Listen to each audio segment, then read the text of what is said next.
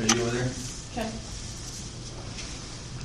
Okay, we'll call a special city council meeting November 30th, 2022 at noon to order. Roll call, please. Mayor Allison. Here. Tom Baylor. Here. Kathy Sherman is absent. Jeff Gard. Here. Melina Meyer. Here. Ann Schaefer is absent. Kristen Carpenter. Here. And Ken Jones. Here. That's a quorum of council. Okay, approval of the agenda.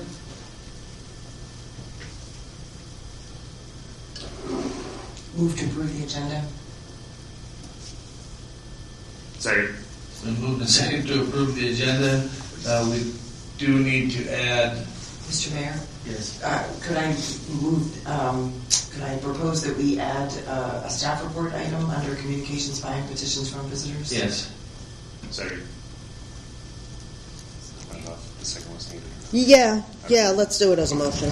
The maker of the motion made the amendment and the second made the second, so I consider that a friendly amendment. Well, why don't you just say no? Is there any objection to it? And let's just say it as So, any objection? Anything further on the agenda? All those in favor of the agenda as amended, say aye. Aye. Aye. Aye. Aye. Opposed? Motion carries. Comments by and petitions from visitors, audience comments regarding agenda items. Was she staff here? All staff here, I guess, huh? New business, or wait, we got staff report, I guess is next, right? yes. Actually, can I preface the conversation a little bit? Well, it's the staff report, so yeah, go ahead. Great, It's your staff. That's right. I'm very confused about my roles. So in front of you is the result of really what is many years of effort to get the harbor rebuild project off the ground. And as you all know, we did issue an RFP. We had a number of folks who came to town who took part in the overview of the project. We were hoping for multiple bidders to come through to actually respond to our RFP. We did have 2 proposals submitted, and this is where things get sad, is that both proposals were substantially more money than we had assembled and actually put in the RFP to do the scope of work that we intended to complete based on the original merit application and all the work that's been done since. So the team went through and reviewed all the proposals using the merit and raise criteria established. One proposal that was acceptable and met the main requirements to do the work, and that bid was $45 million. And as you probably recall, we have $35.7 million that we have raised with a lot of hard work. The original project budget was $32 million, so as you can tell, we've got a bit of a sticky wicket here.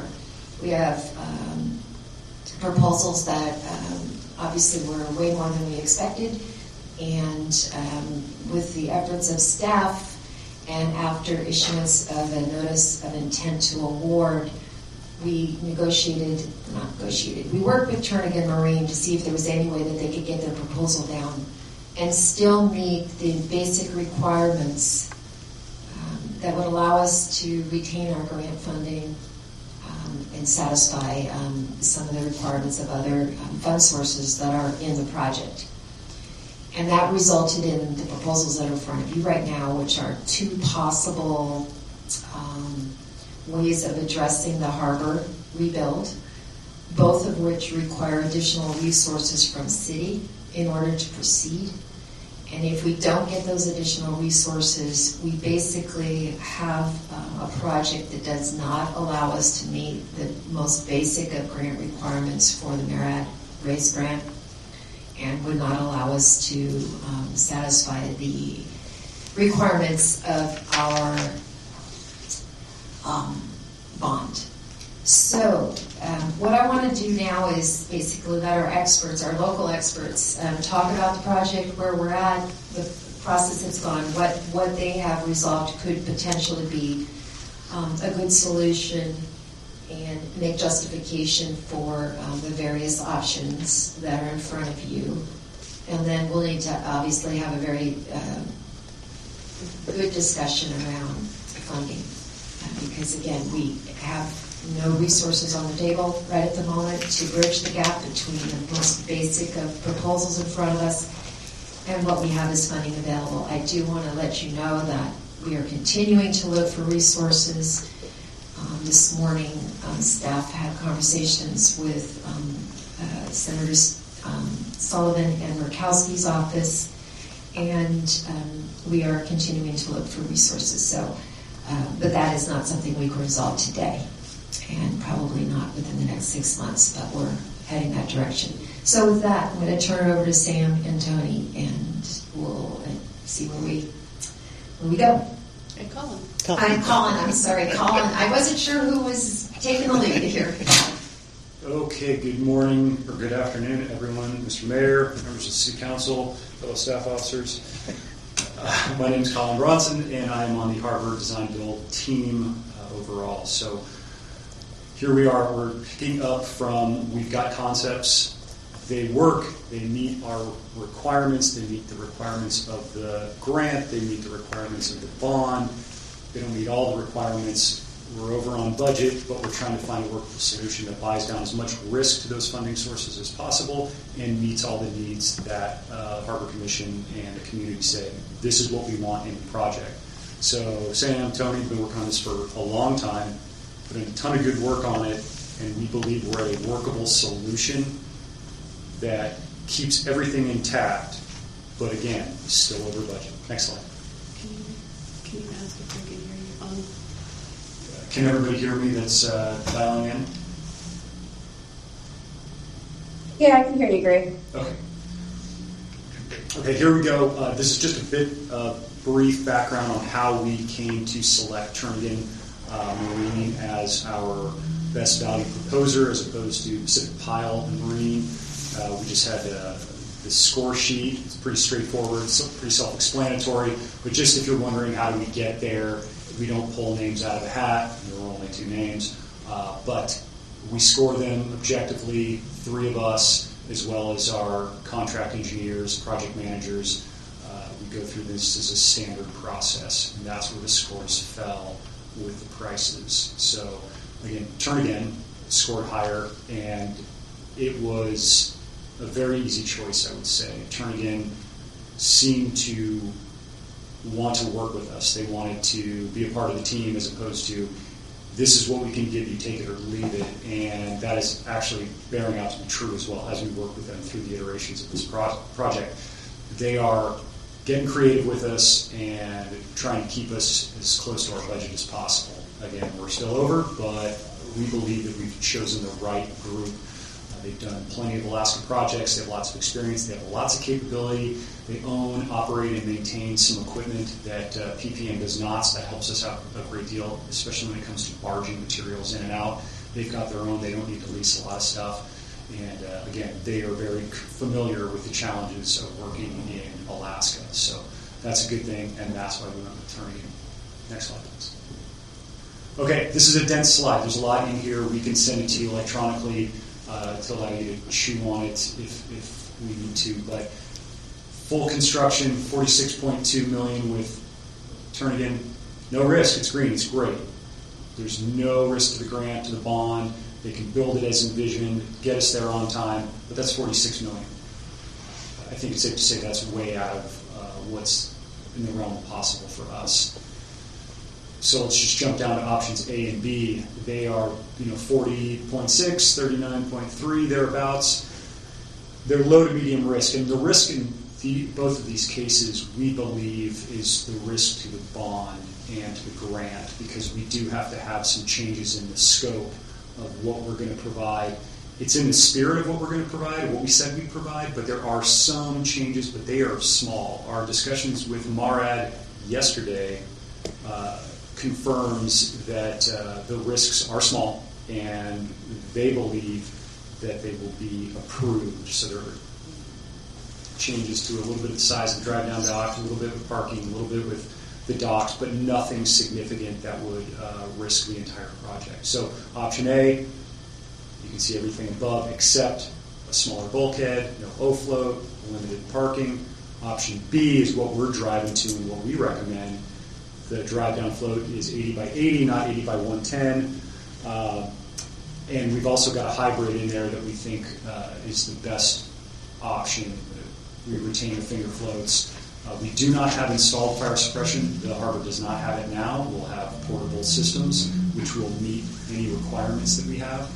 And the bulkhead is reduced to 16 feet, but that actually benefits us for a lot of our environmental compliance requirements and permitting, because we're not going to build a rigid pile structure, and then we don't have to have a lot of studies that the other ones could require.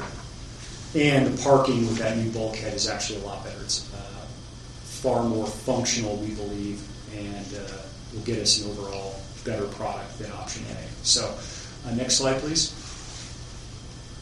So this is option A, and the key to this is just to see the differences. The red lines are the installed firefighting system. Those will not exist in option B.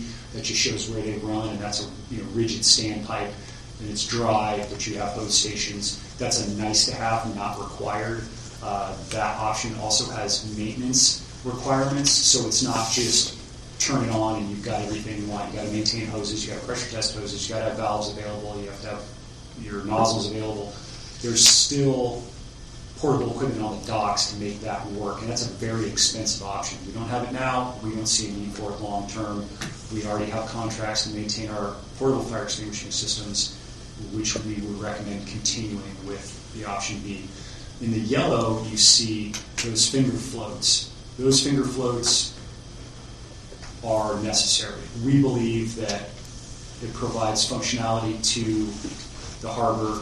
It provides an increased revenue stream. We won't lose revenue. We could potentially increase it because those will allow for larger vessels, so you get more linear feet for different vessels in there. So we're going to keep that, recommend keeping that rather, and again, maintain that revenue stream. Option B in the past would say, well, we'll pull those slips out and you guys can put them in at a later date. They're not that expensive, but they're important, so we want to keep those. The blue oval is the parking on option A, and that's got a bigger bulkhead, and that's got requirements, permitting requirements that we didn't think were necessary. And I think you can see where that sort of half circle is. That's a turnaround. Those are perpendicular to the way that you're going to pull in. If you got an F-350 long bed, it's going to be tight, and it's got a terminus on there, which we don't think that's a great parking option. The drive-down dock is what everybody wanted. And again, like Helen said, most of the bond is tied to that feature, and a lot of the grant is tied to that feature. So we couldn't remove that. And as we understand it, the community really wants that. That's a key functionality, a key feature. So we're keeping that. But it'd be 80 by 80, not 80 by 110. And next slide, please. So this is the option B harbor layout, and really the key is the yellow and the red. So the red is the parking. You can see it's diagonal. It's got space behind vehicles before you get on the Nickoloff Way, so you can back up in a much safer manner. You're not pulling out perpendicular. You're sliding out at an angle. There's room. There's a lot of spots. It goes all the way to the break wall. It comes all the way back to the ramp, really. So there's a lot of space. It's very functional, and it doesn't require the bulkhead, construction, dredge, and a lot of those associated costs. And then you can see where the yellow is. Those where the finger floats are. They're not on this one, but again, the hybrid from A and B will have those finger floats back, and it's also got the T's on the end of the docks too that maintain that functionality. And you can see the drive-down dock is 80 by 80, and that will accommodate the size of trucks. Not easily. They're not going to have acres of room to turn around, but they can turn around.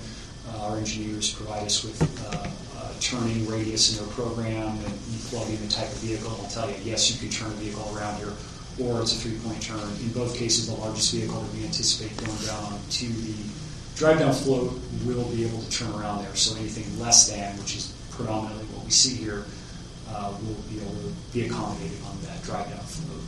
So we think this is the hybrid A and B is the best option. We really like the parking, and we know we need those finger floats again because that's a revenue stream for us.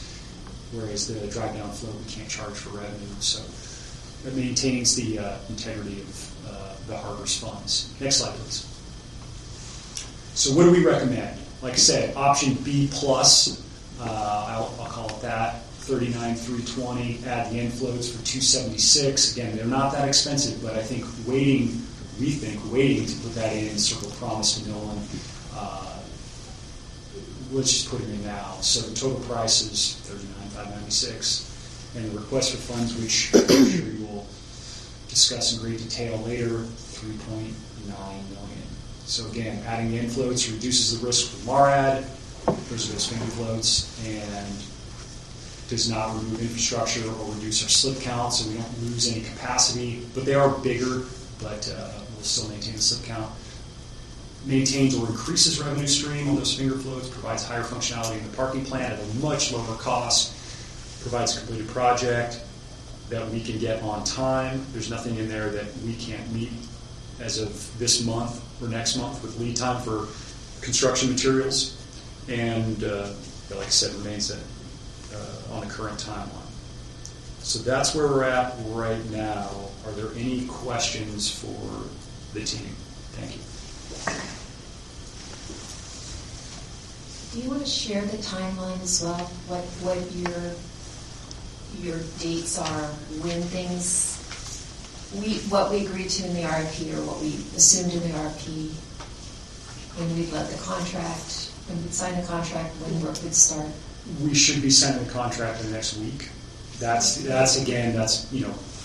back us into a corner, and we have to execute on these conceptual drawings and this plan in the next week, and then that allows the long lead time items to be procured to get us moving in the right place. And all these, a portion of these materials are going to take 6, 8, 9 months to get. So that's where we're at right now. And again, I think everybody knows the construction will start September of 23 and conclude April 24 with complete all features, all functionality in June 24.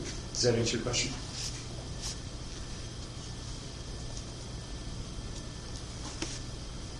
Kristen? May I? Thank you.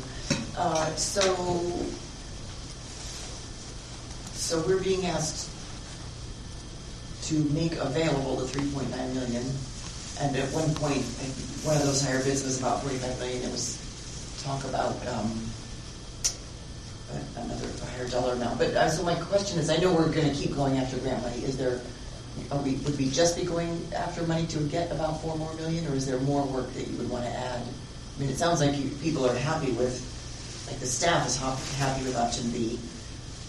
I'm just curious. I think the challenge is that, well, to first answer your question, yes, we will be going after more grant money.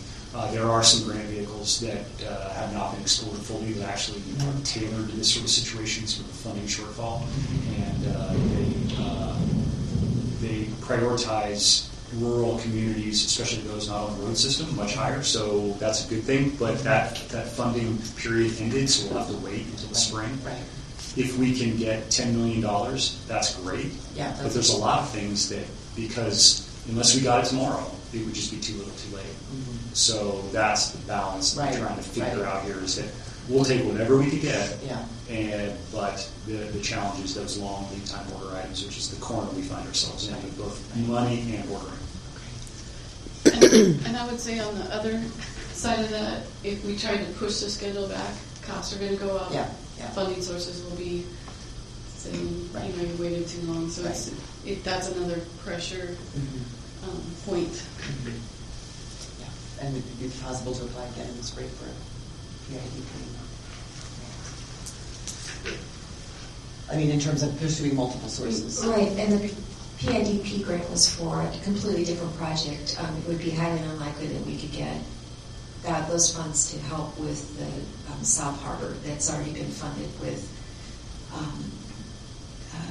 DOT money. So what we're looking at now are the things that are untapped. And the other thing, and Colin, you might want to speak to this, the delegation has indicated that because we got the RAISE grant and also because the PIDE grant was awarded for the improved marine highway docks, that we have sort of been given what more than most, and we should be grateful, kind of a thing. Not quite those words. That's a little harsh, perhaps, but essentially that we have been given an opportunity greater than most, and they consider that marine highway dock as part of a Cordova project in Cordova infrastructure. So anyway, so we shall see, but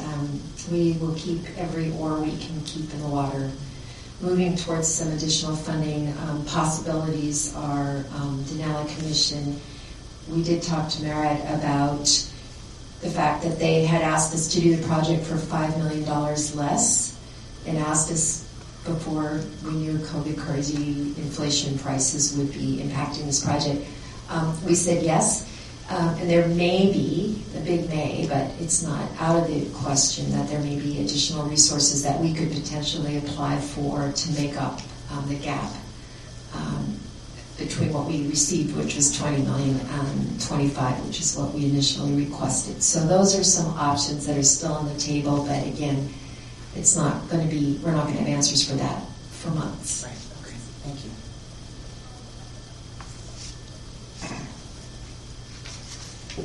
Anybody online?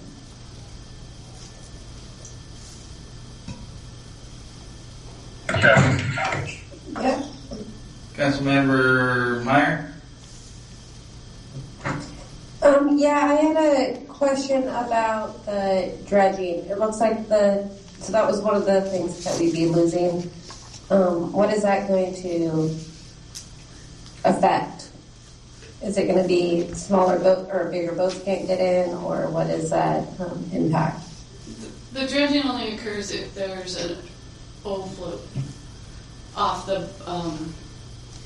not the breakaway sheet pile wall. So we lose nothing because dredging and overflow are considered in the 45 million.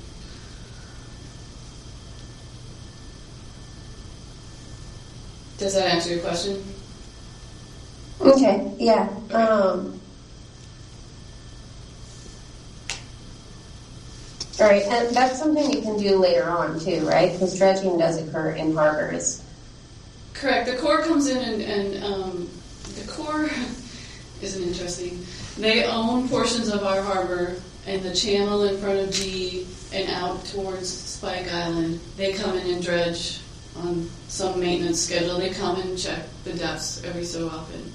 But our harbor doesn't really fill in at a quick rate. They were here in 12.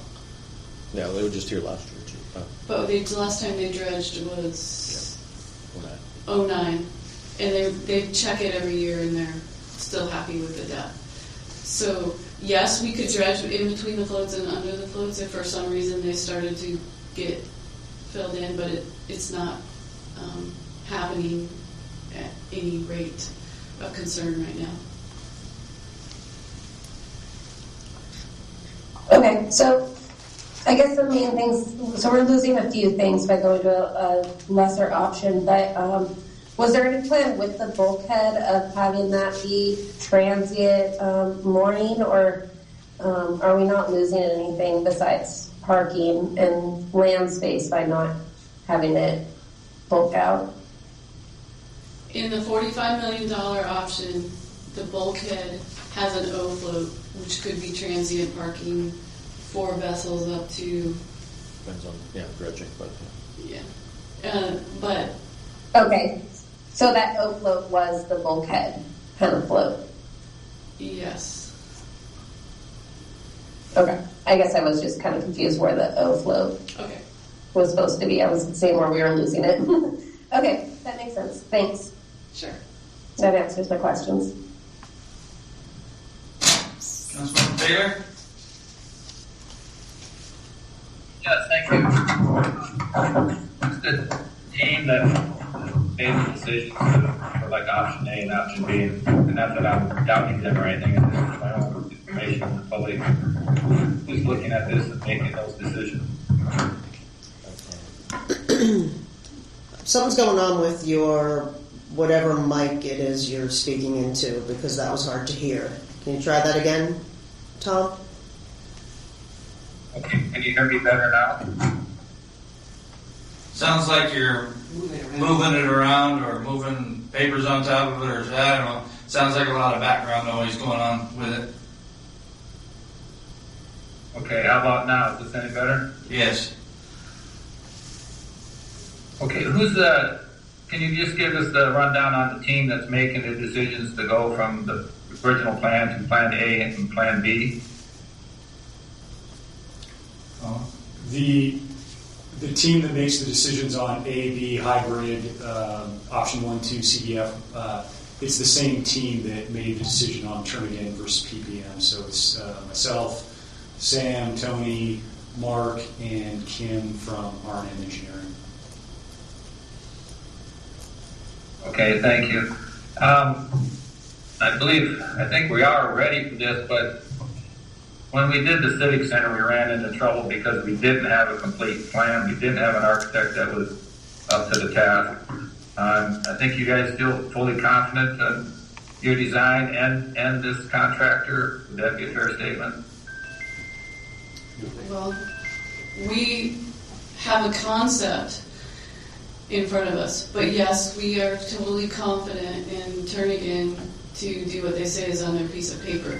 We don't have 14 sheets of technical things. That's what we get after we sign a contract. That's when we need to get into a contract so we can start really getting into the nitty-gritty. Trust me, they've done their homework because they're committed to the price they gave us. And so they know what they're into for this project. That's the beauty of the design build. Right. And so, keep bringing up the Civic Center, but there was some issues, but there was no way to recoup any of those costs because of the way the insurance policy was on the architect. Have you looked at those types of things? If things do go south, do we have any recourse? We have our contract through Garth, who is a construction lawyer. We have liquidated damages, pretty extensive. They carry their bond. We required a bid bond, a construction bond, and another bond that I'm drawing a blank on the name of. So basically covered, they've already presented the bid bond, they have the finances to be able to do this and the wherewithal. And then upon contract, we'll get a construction bond, and I'm sorry, I can't come up with that other bid name, or other bond name. Basically, all ensuring they will be there. And then inside our contract, which we will not give on, is liquidated damages, daily liquidated damages past.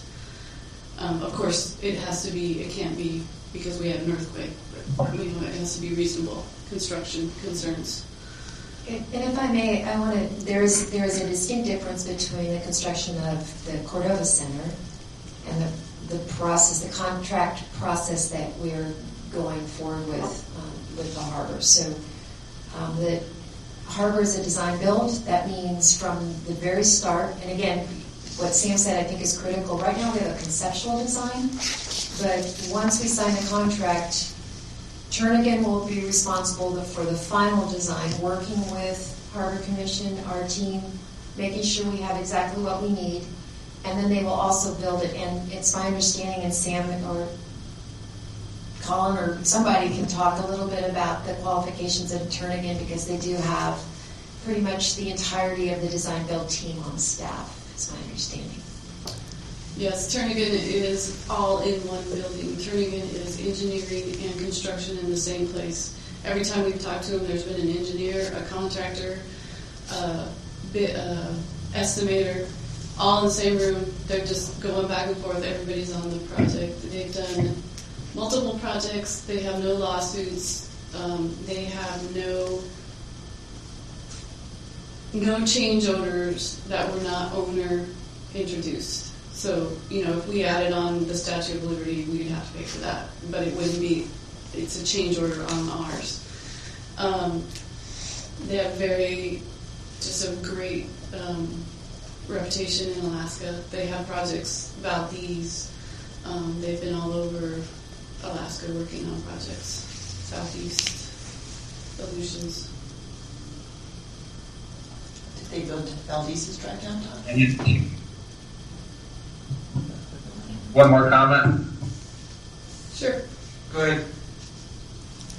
Okay, so it looks like basically we're rounding up, we're looking for $4 million short, if I hear that right.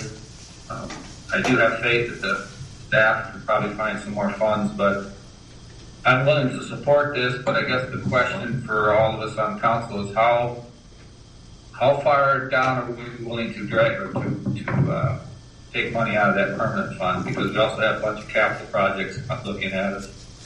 So I support what they put forward. We'll see what everyone's going to say. Thank you. Councilman Regard. Yeah, thank you. I guess I got a couple of questions for Sam, maybe. It's my understanding the bids we received on this did not have some of the material levels we were hoping to find, but I guess we have a warranty, maybe a 50-year warranty on the project from Turnagain. Could you kind of explain that to me so I understand what I think I understand?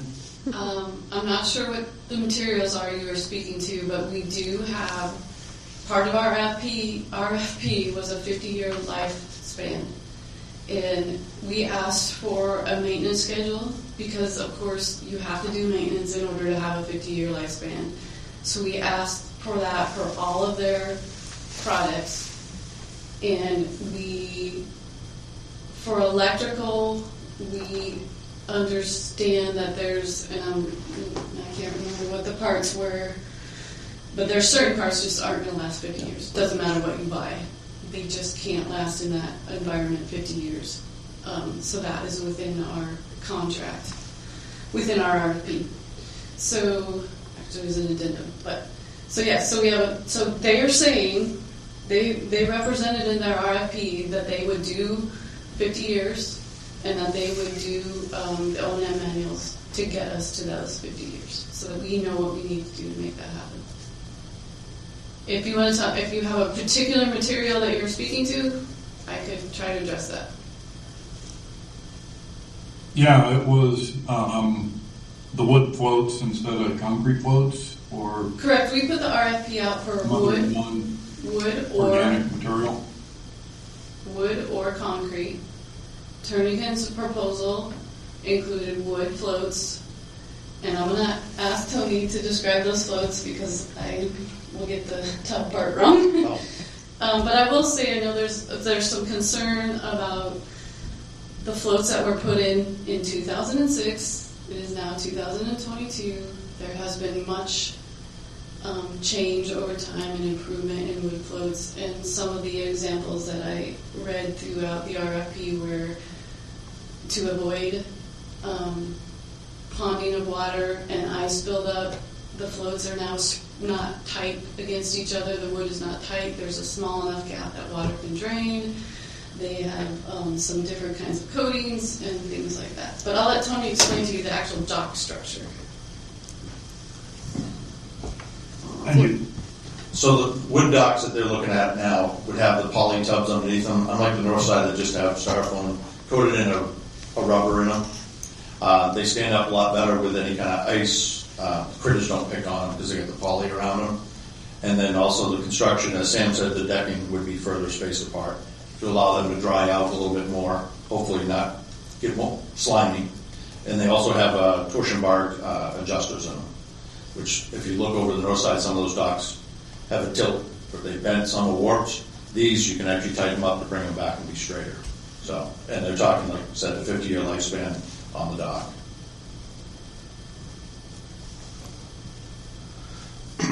I guess along those lines, one other thing that in my own research with the wood docks, and maybe you can correct me if I'm wrong, but this particular structure is going to be similar to what they have in Valdez, right? Because Jernigan did that project.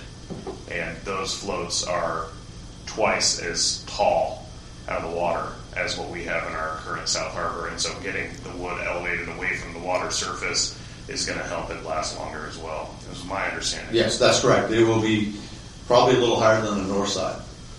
It also benefits the electrical system as well. So it's a good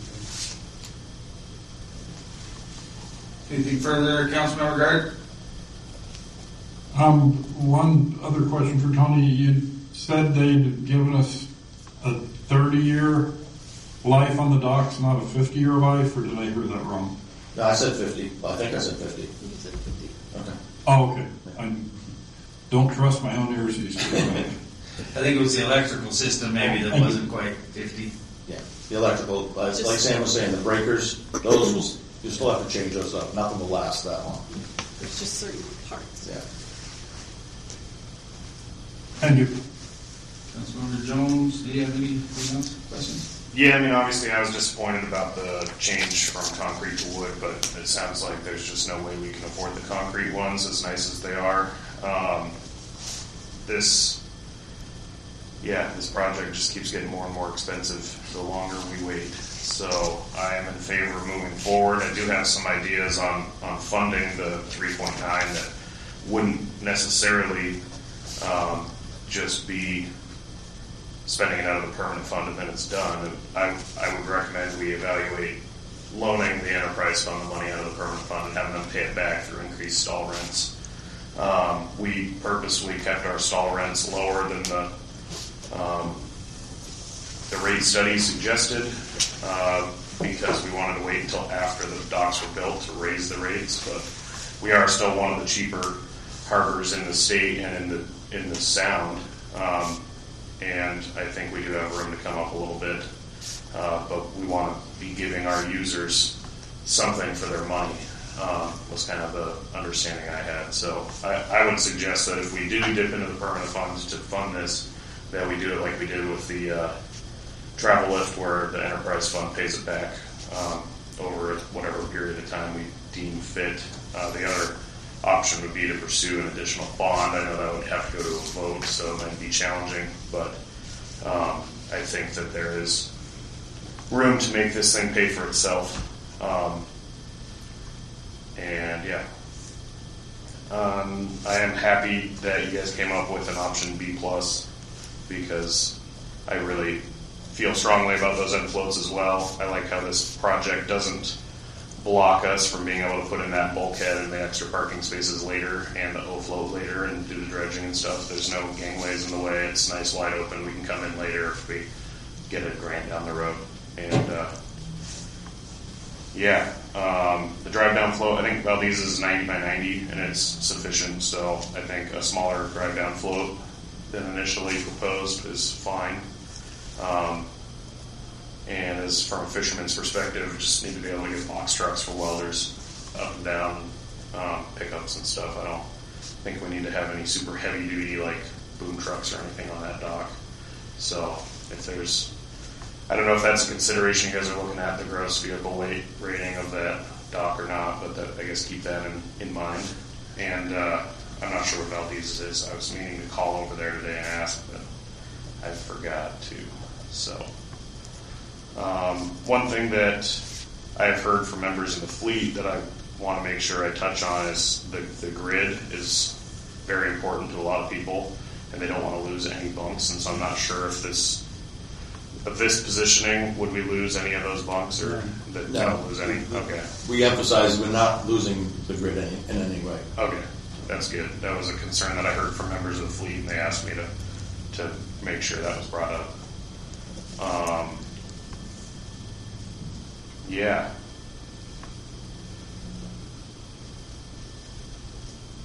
I think that's all my comments. Hey, anybody else have any questions on the presentation by the staff? We'll get to the resolution here in a minute. Last questions? Anybody? Okay, thank you for the presentation. I guess I just have one more comment. It's not necessarily for staff, but I do wish that we had a resolution from the Harbor Commission in front of us supporting this. I understand that we couldn't deviate from our RFP by including a spot for them to interject, but I do, moving forward, want to make sure that all these, any changes to the design or any of that stuff gets vetted through the Harbor Commission before it comes to us. I think that's important. We expanded the commission to get more viewpoints, and I just feel like we need to be diligent in sending them things to review and give us recommendations on, because that's why they exist. So why that commission exists. So thanks. Yeah, from what I understand, the 35% design was going to be run through the Harbor Commission as well. That's correct.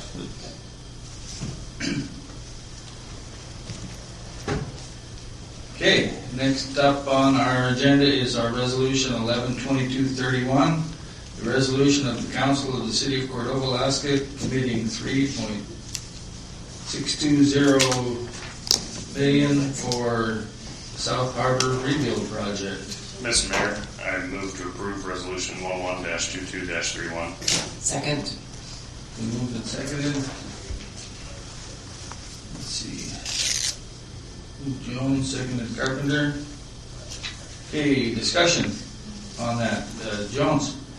Yeah. We've got a new number, remember they just presented, so I just want to make sure that that number's in front of everybody. Did you know that or no? The new 3896. Presentation. 3896575, that, just to be clear, that the request from staff has changed from 3.620 to 3.896575. For an amendment? Yeah, I'd like to amend my motion. Yes. Okay, that's our number, 3896575. Councilmember Jones.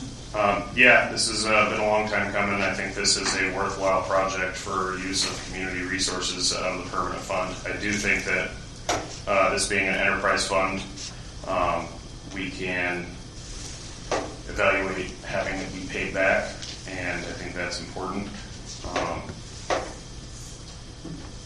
Just, I guess, as a point of clarification, this isn't suggesting a permanent fund, it's suggesting general fund. What it's suggesting basically is a bridge between where we're at now and the need for contract to buy us time to identify other fund sources, to identify repayment strategies if possible, where those funds will come from, and what kind of commitment that the council wants to make. We can't be hasty, I know, with city resources, and yet we have a timeline that is now. So this proposal requests committing city resources, not necessarily which ones, but knowing that there is available cash if we had to pay all these bills sooner than later. We would have access to resources, city resources, as we assembled other resources or made determinations on use of the permanent fund, any kind of loan that we would want to make. It essentially is operating as a line of credit for the project just to keep it moving. Yeah, I still support it. So. Kristen? Yeah, I support it. And I guess my one question is just when we get to the point that if we need to draw on this money, if it were to have to come out of the permanent fund, would that require a second vote because it would have to be a supermajority? Yes. So we're not even committing to that at this point. We're just saying we're just committing. There's available resources that is a compilation of all funds that the city has available. $4 million of which has been identified through the cash vest analysis that is not needed for day-to-day operations anytime over the next 12 months. These funds likely wouldn't be used by the project. If we had to, if worse came to worse and we had to pull every single penny out, it would not be utilized probably for another year as it is. So it's buying us time. Yeah. Thank you. I guess just for technical purposes, the resolution isn't really doing much of anything except stating our support of those funds. It's not appropriating the money. It's not allocating it. The contract will certainly commit us when we do that next. That will commit us to whatever dollar amount we say in that contract. But the resolution itself, anyway, online, Councilmember Baylor.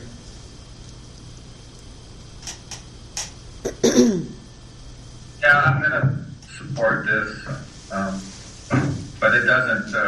I think Councilman Jones' comment about perhaps looking at ways the harbor can pay back some of this money. We can always talk about that later, right? That doesn't eliminate that possibility. Correct. Councilmember Gard. Yeah, I'm in support.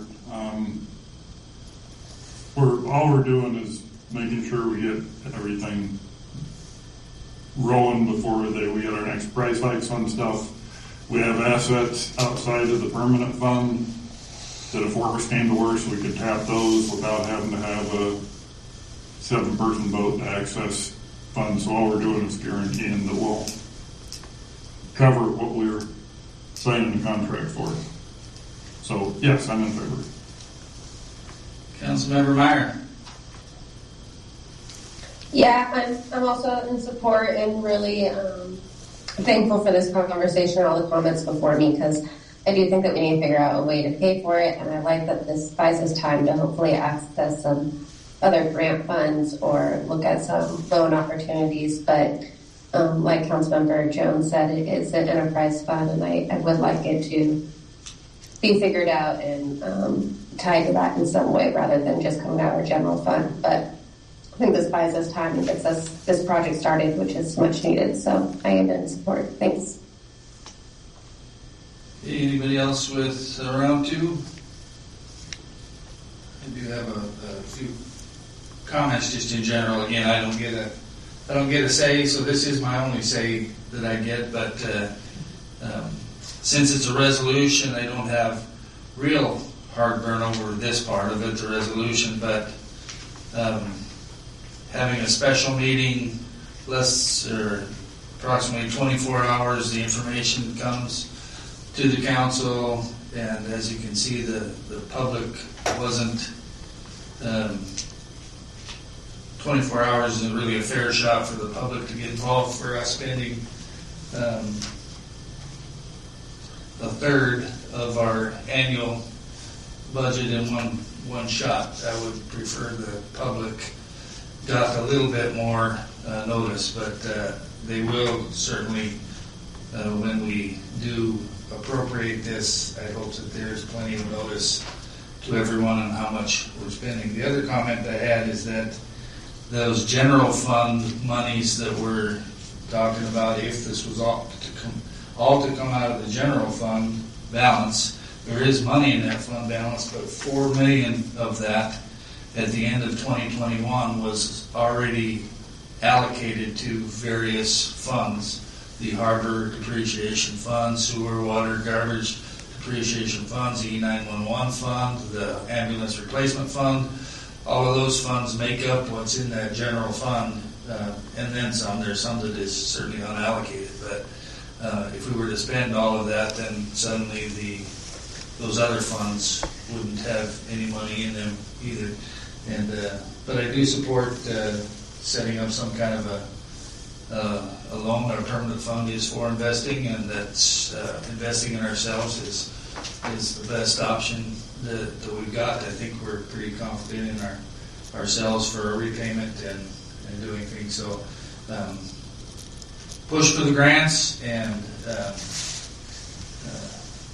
creative ways to get it paid for, and let's have a good project. So if there being no other comments, can we take a roll call vote, please? Sure. So on resolution 11/22/31 as amended with $3,896,575 as the dollar amount that council's committing to. Ann Schaefer is absent. Kathy Sherman is absent. Ken Jones? Yes. Tom Baylor? Yes. Jeff Gard? Yes. Melina Meyer, Yes. Kristen Carpenter. Yes. Motion carries 5-0. Okay.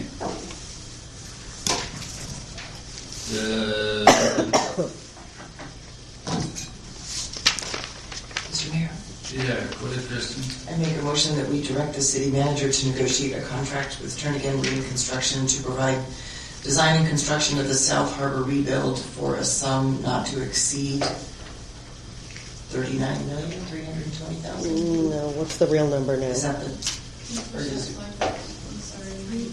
Hang on. Relied on the. We're going to get you the real number. 3896575? No, That's the ask. Oh, that's the extra. Oh, okay, sorry. Is that- It was on your slide. 39596 Yep. 575. Do you see it up there, Kristen? Total price? Oh, yeah, $39,596,575. Second. In the record. Okay, Thank you. moved Carpenter, seconded Jones. Glasses, no glasses. Councilmember Carpenter. This is the vote that I think enables us to award the contract so we can get the work going, so I'm in favor of doing that. Councilmember Jones. Yeah, I think that what Councilmember Carpenter's intention was to fund the option B plus that staff referred to in their PowerPoint, and I support that. Okay, Councilmember Meyer. I have nothing new to add from the other conversations. This is part of that process, so thanks. Thank you, Councilmember Baylor. I'm good. Councilmember Gard. I'm in support.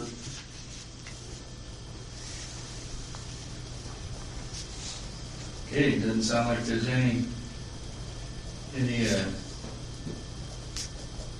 dissent there, so I just point out once more that this is committing us to spending that money.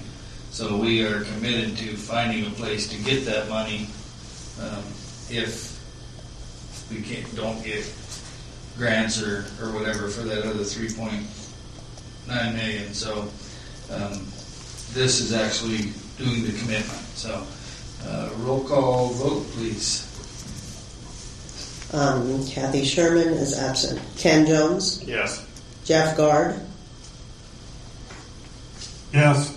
Kristen Carpenter, Yes. Tom Baylor, Yes. Melina Meyer, Yes. and Ann Schaefer is absent. Motion carries 5-0. Okay, got a contract. Get them ordered. Thank you, everybody. This is, The audience participation. Any final comments from staff? Just thank you. Thank you. Thank you very much. this is a huge deal. Very exciting. Thank you from all the staff is what they said. If you couldn't hear them online. Council comments. Let's go down the list. Councilmember Meyer. Just that I'm excited to see this moving forward. It's been a long time coming, and thanks to the staff for all the hard work that you guys did. I know it has been a lot for you guys to be doing, so it's nice to get it started. Thanks. Councilmember Carpenter. She's got an appointment. Yeah, sorry, next meeting. Councilmember Gard. I think it's all been covered getting to here, so thanks to staff for everything they've done. No further comment. Councilmember Jones. Thanks everybody for coming out today in the middle of the day, and yeah, excited to see this moving forward. Wish we would have done it 10 years ago. Vice Mayor Baylor. Yeah, well, thanks for the dedication to the team that's been working on this. We really appreciate it, and I do have faith that our city manager will find other funds. So this is going to be great for Cordova. I have faith too. At least we've got something to leverage people on, funders on. So that being business concluded, we will adjourn the meeting.